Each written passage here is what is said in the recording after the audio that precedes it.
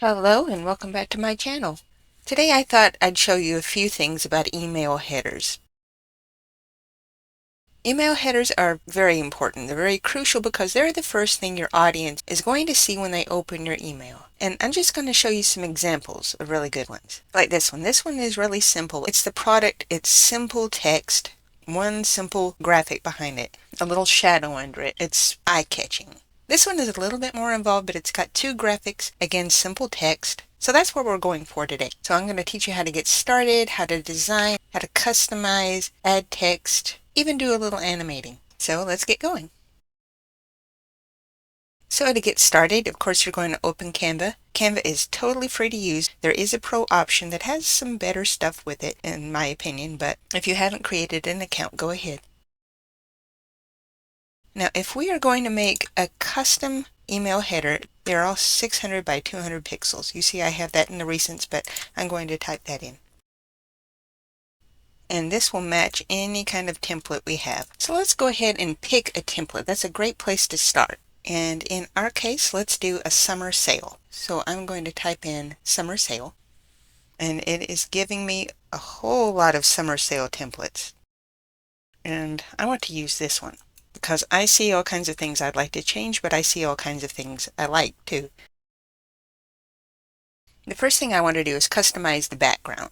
I personally don't think this text shows up very well against this beige background, off-white, whatever you want to call it. So I'm going to make this a nice bright summery color. And to change the background, you click on the background, and if you hold your cursor over this rainbow circle, you see it says background color. Click on that. So up here where you see document colors, if you look closely, you can see that it has pulled all the colors out of this design: brown, black, green. Now this blue might be a good choice. You know what? I think it is. It makes the summer sale really pop out. And honestly, I think that gives it more of a retro vibe. I'm going to get rid of this text because it doesn't really have anything to do with what we're doing. Okay, I am happy with this background. But you always want to pick colors that go with your brand's theme. That's the thing. You don't want to pick random colors. I'm picking random colors because I'm not really using a brand theme. But your colors have to go with your brand. If your brand is pink and blue, your email header needs to be pink and blue. Or if not your brand, at least your campaign's colors. If you're doing, say, a shoe that is black and gold, then your email header needs to be black and gold. It needs to be representative of what you're trying to convey in your email.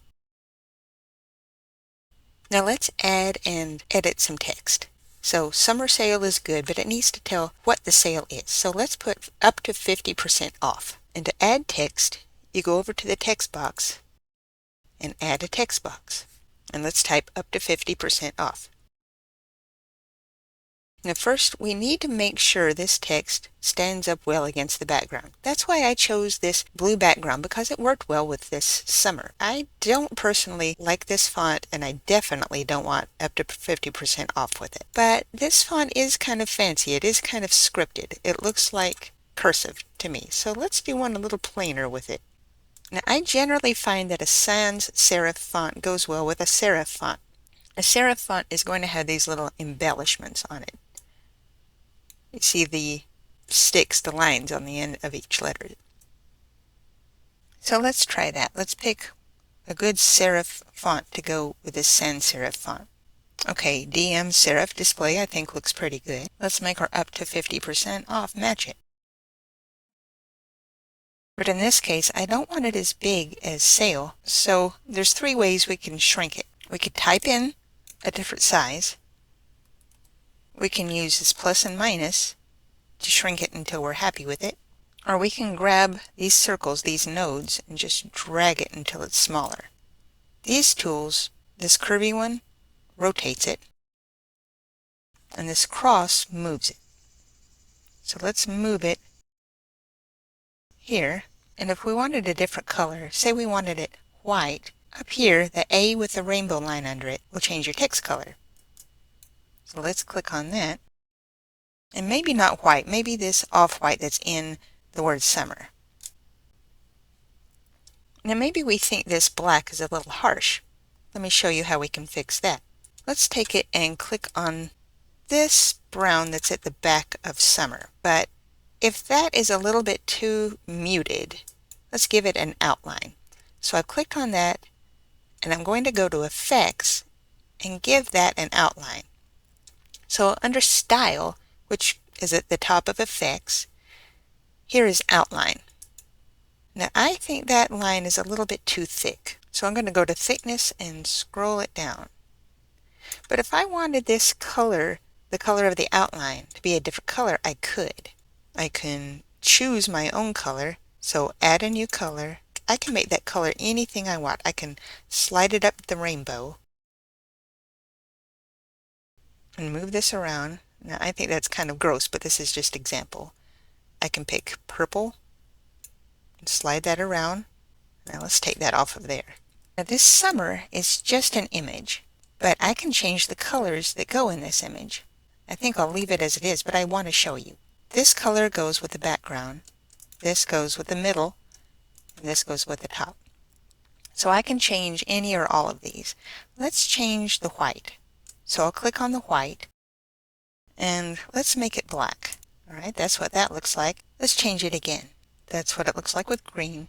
You can just play around. But they have chosen colors that really go with this motif. The main thing is choosing text that are readable, even from a distance, and go with your idea. Now let's incorporate some visual elements. So to do that, you click on Elements, and let's search for Summer. And that's going to give us some summer-themed elements. I want graphics. So you see you have graphics, photos, videos, shapes. I'm going to click on Graphics. And here are all kinds of things we can use for our summer email header. The thing is, you want simple.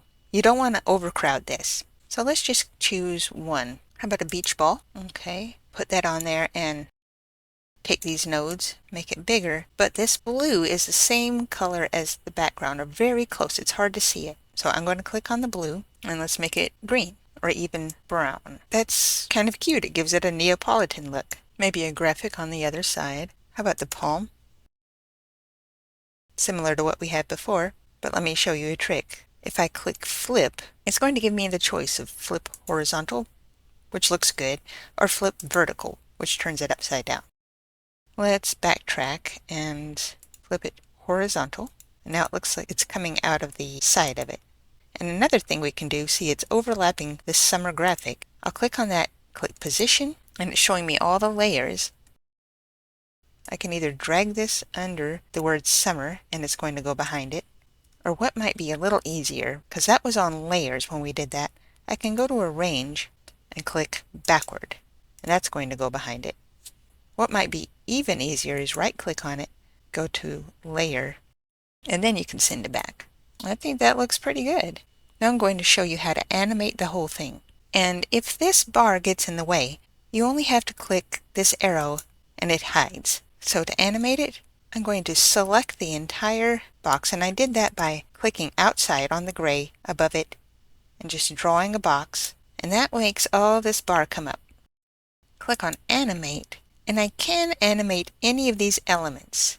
For instance, I can animate this palm, make it rise up, that's cute, come in, but I want to animate the entire thing. Let's click on Animate and Page Animations, and this is going to suggest all kinds of animations to make all these elements come up. Magic Animate scans my page and recommends an animation for us. And if I click on this play button, it's going to show us exactly what it's going to look like in our email. Now your banner really needs to have your logo on it. So what I think I'll do, since this is centered and we need room for a logo, is select it all and move it up just a little bit. Now let's search for logo, graphics, see all, and we're just going to choose a logo for this purpose. So let's choose this lotus flower, grab it and move it here into the corner, and then choose a color. Again, you want to put your own logo, but for this purpose, let's just make it black and violet. If you did have a logo ready, you'd go to Uploads, Upload Files, and you would get your logo from there. You want to make sure your heading is mobile friendly. Very important because most people are going to look at their email on their phone. Now, any of Canva's templates are mobile friendly, but just to make sure, we're going to go back to Canva and type in mobile friendly email header. Mobile friendly email header templates. I click on that and it is still that 600 by 200 pixel dimension. So really any of these will do. If you have a Canva Pro account, you can set up a brand kit. See the crown, it's a Pro option, but this brand kit will let you set up your color palette, your font type, your photos, and your graphics. So you can have everything you want preset, and then you can switch out what's on it as you please. Now to export, all you have to do is click on Share and Download. Now if I've animated it, it's going to be an MP4, but if it's just an image, a JPEG or PNG will do just fine for a high quality image. Alright, thank you for joining me today. I hope this video was informative. If you were able to use this for your email header, please let us know in the comments. I'd love it if you click that notification bell. If you liked, commented, and subscribed, that would be even better. And I'll see you in the next video.